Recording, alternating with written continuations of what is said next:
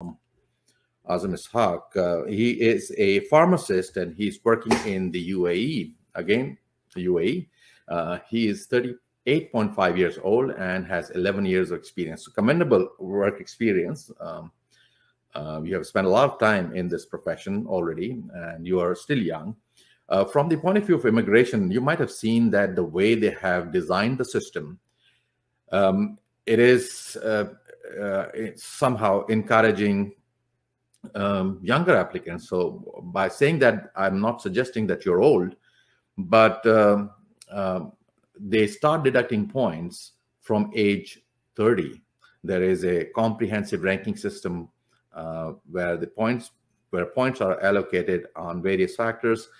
Age, education, work experience, and language skills, and age plays a very vital role. And I don't know if they are going to review this criteria, because by sticking to this kind of a stringent criteria on age, they're actually losing out on a lot of good immigrants, educated, highly educated, and experienced immigrants like yourself, who are, in the range of early 40s or even mid 40s, but they can contribute to the Canadian economy wonderfully, but they are being disadvantaged.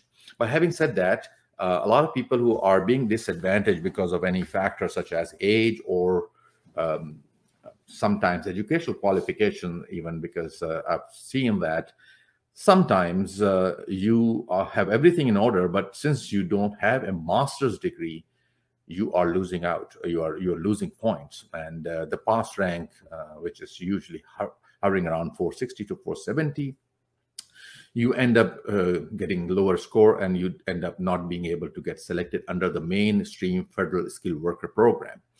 So for these people who are losing points because of age factor, for education, or due to the loss of points in the language test, the IELTS test, and that is another area which the Canadian government might be looking into, because there are a lot of applicants who are really nice. I mean, they have great work experience. They are in the right age bracket, and they have nice IELTS score like 7, 8. But somehow, somewhere in, say, in writing component, they score 6.5, and as a result, their score goes down, and they don't get selected, and they have to rely on something called provincial nominee program or a job offer.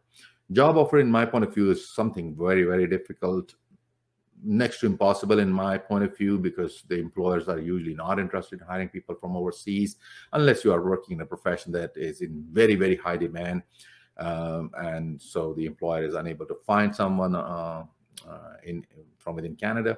But suffice to say that someone who is not scoring I would say 440 to 470 ranking points, their chances of being selected under the mainstream federal skilled worker program diminish.